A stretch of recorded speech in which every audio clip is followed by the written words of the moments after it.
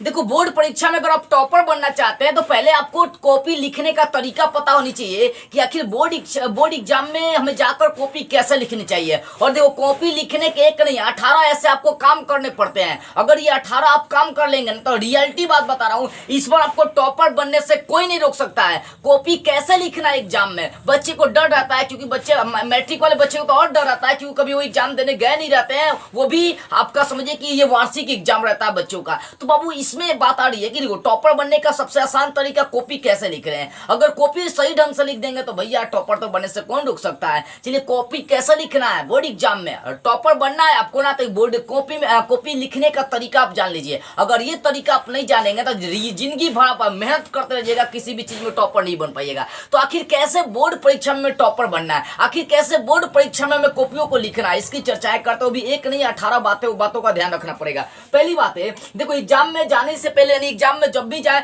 तो 2 या 2 से अधिक पेनों का प्रयोग करें। और वहां पर रेड पेन का तो साफ प्रयोग नहीं करना है, या तो ब्लैक नहीं तो ब्लू पेन का प्रयोग कर सकते हैं, लेकिन रेड पेन का प्रयोग नहीं करना। रेड पेन कर देंगे प्रयोग, काम खत्म है। तो एग्जाम में जब भी जाए तो आप पेन लेकर जाए, 2 या 2 से अधिक पेन लेकर जाए। हो सकता है एक फेल हो जाए तो दूसरा लेकर जाए, ठीक है ना, मतलब दूसरा प्रयोग करे। तो एग्जाम में जब भी पेन ले जाए, या तो ब्लैक नहीं तो ब्लू, एक पेन से आपको क्या करना है, देखो आपको क्या करना है, ब्लैक पेन से क्या करना है, हेडिंग डालना है, और उसके बाद ब्लू वाले पेन से आंसर लिखना है, ये काम करना है। तो आपको पहला काम 2 या 2 से अधिक पेन ले जाने हैं। और ये बात याद रखिएगा, जो पेन आप ले जा रहे हैं वो पेन नए नहीं होना चाहिए, क्योंकि नए पेन ले जाने से बच्चे का उस पर राइटिंग नहीं बैठा होता है। इसलिए जब भी पेन ले जाए तो पुराना, मतलब जिससे 1-2 पेज लिखा गया वैसा आपको पेन ले जाना, ताकि लिखने में आपकी हैबिट बनी जाए, ठीक है ना। दूसरी काम यही करना, नए पेन का प्रयोग नहीं करना है। और तीसरा का, जब आप एग्जाम में बैठे हैं तो पहले क्वेश्चन पेपर मिलता है तो बच्चा डायरेक्ट लिखना शुरू करता है, यहीं पर गलती कर देता है। देखो, एग्जाम में जब भी क्वेश्चन पेपर मिले तो क्वेश्चन पेपर को पढ़ने के 15 मिनट टाइम आपके पास होते हैं। तो पहले सारे प्रश्नों को ढंग से पढ़िए और टिक लगा लीजिए कौन कौन प्रश्न एकदम क्लियरली मुझे याद है, कौन कौन आ रहा है, ठीक है ना। पहला काम ये होना चाहिए कि प्रश्नों को सही ढंग से आपको पढ़ना है। अगर प्रश्न सही ढंग से बिना पढ़े आप आंसर देना शुरू कर देंगे तो आपका माइंड इधर उधर हो जाएगा। इसलिए जो कम से कम 15 मिनट आप प्रश्नों को पढ़े, और जो प्रश्न एकदम क्लियरली आपको याद है और ये ठोक कर एकदम लिख सकते हैं, उस पर टिक लगा लीजिए, पहले इन प्रश्नों को बनाएंगे, ठीक है ना। ये तीसरा काम। चौथी काम, पेपर देखकर घबराए नहीं। कुछ बच्चों को प्रश्न जो इतना हार्ड लगते हैं तो वो हार्ड प्रश्न को अंत में हल करेंगे, पहले सिंपल प्रश्न को आपको हल करना है, ठीक है ना। तो पेपर को देखकर घबराना नहीं है। पांचवी बात है, कॉपी का प्रथम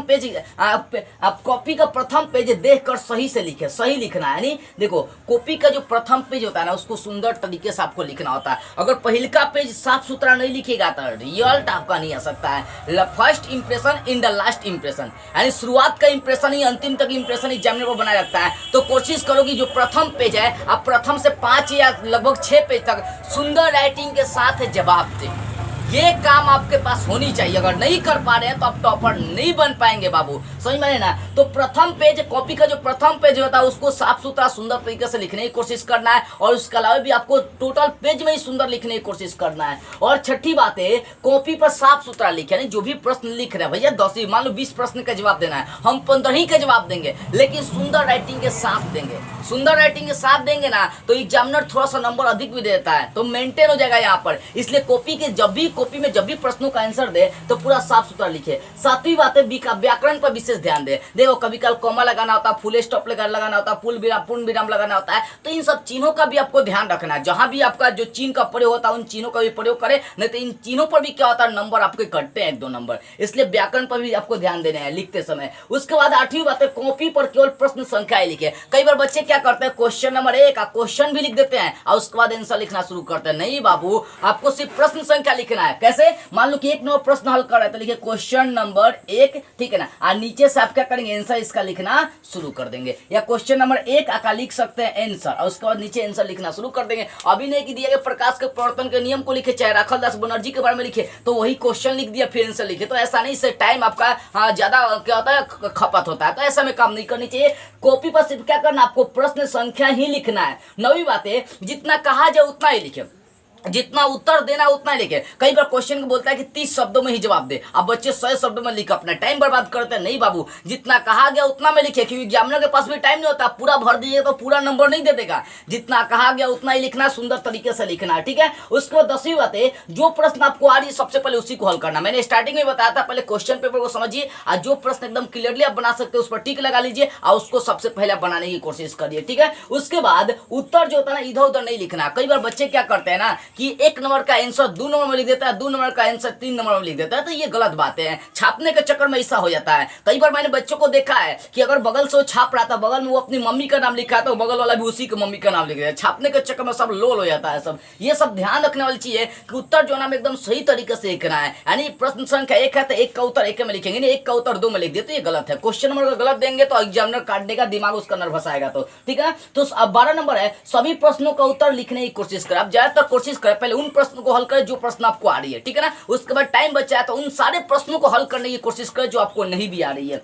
उसके बाद 13 नंबर, उत्तरों के बीच लाइन गैप रखे। जैसे मान लो कि 1 नंबर क्वेश्चन का आंसर यहां तक हो गया, तो अब कम से कम 1 से 2 लाइन छोड़ के क्वेश्चन नंबर 2 क्या करेंगे, लिखेंगे। यानी जब भी प्रश्न का आंसर लिखिए तो कम से कम उनके बीच लाइन गैप आपको रखकर चलनी है। उसको 14 नंबर, महत्वपूर्ण शब्दों को अंडरलाइन करें। जैसे मान लो कि प्रकाश के प्रवर्तन के नियम लिख रहे हैं तो उसके परिभाषा में जो इंपॉर्टेंट चीज है, मान लो कि वहां प्रकाश का प्रवर्तन बीच में आ गया तो उसको अंडरलाइन करेंगे, होता है ऐसे नीचे से लाइन पढ़ देंगे। मतलब जो महत्वपूर्ण आपको वर्ड लग रही है कि नहीं भैया ये महत्वपूर्ण वर्ड है, उसको या तो ब्लू से नहीं तो ब्लैक से क्या करना, अंडरलाइन कर देना है, ताकि एग्जामिनर का इंप्रेशन उस पर पड़े। तो कहे कि नहीं, एग्जामिनर बोलेगा कि नहीं ये लड़का तेज है, ठीक है ना। उसके बाद 15वीं बात है, कॉपी में लेफ्ट साइड में आपको मार्जिंग देना है। कॉपी जो होती है ना, आपको पेपर जो क्वेश्चन मिलता है उसको 4 भागों में बांटिएगा, जिसमें 1 भाग में आपको सिर्फ क्वेश्चन लिखना है, उसके बाद और 3 भाग में आपको आंसर लिखने होते हैं, ठीक है ना। अगर मान लीजिए कॉपी के मैं 4 भाग यहाँ से बांट दिया है, 1 भाग 2 भाग 3 भाग, एक और पढ़ दीजिए 4 भाग। तो 1 भाग जो होता है ना 1 2 3, 1 भाग में आपको क्वेश्चन नाम लिखना है, इन 3 भाग में आपको क्या करना है, आंसर आपको लिखने होते हैं। ये समझ लीजिए, ठीक है ना बाबू।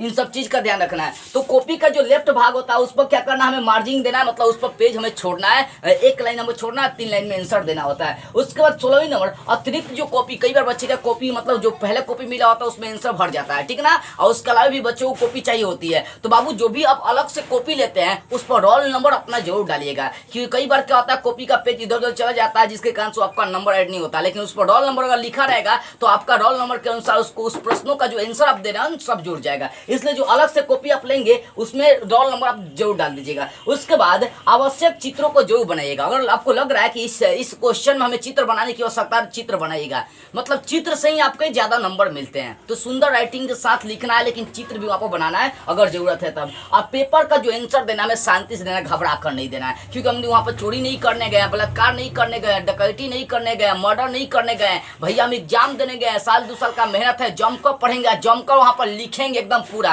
तो इसलिए घबराना नहीं है, शांति से लिखना है। तो जिन जिन बच्चों को इस साल टॉपर बनना है, टॉपर की जो बच्चे तैयारी कर रहे हैं और कॉपी नहीं लिखना आता है, बाबू इन 18 बातों को आप समझ लीजिएगा ना, तो हमको लगता है एग्जाम में फाड़ के एकदम लिख कर आइएगा। लेकिन हाँ, इसको फॉलो करिए तब। यही देखो, एग्जाम में इन्हीं बातों का ध्यान रखना होता है, इसके अलावा कोई अन्य बात को आपको ध्यान नहीं देना, फोकस नहीं करना है। इन 18 बातों को जिस व्यक्ति ने अपने जहन में, अपने दिमाग में, अपने माइंड में उतार लिया ना, उसको इस साल टॉपर बनने से कोई नहीं रोक सकता। इन 18 बातों का ध्यान रखिए। आपको लग रही है कि आपके लिए काफी मेहनत कर जा रही है, तो बाबू कम से कम इस वीडियो को हर जगह शेयर कर दीजिए और खासकर उन विद्यार्थी तक जरूर पहुंचाइए जो इस साल टॉपर की तैयारी कर रहे हैं और जिनको पता ही नहीं कि मुझे कॉपी कैसा लिखना है। तो कम से कम मेरी आवाज को भारत के हर कोने तक फैलाने का काम करिए। और यदि आप मुझसे कुछ पूछना चाहते हैं, पर्सनली बात करना चाहते हैं, या आपका कोई क्वेश्चन है या किसी चैप्टर पर आप वीडियो बनाना चाहते हैं, तो बाबू स्क्रीन पर मेरा व्हाट्सअप नंबर दिखाई दे रहा होगा, यहाँ से कमेंट करें, संपर्क करें, अपने डाउट को क्लियर करें। जय हिंद।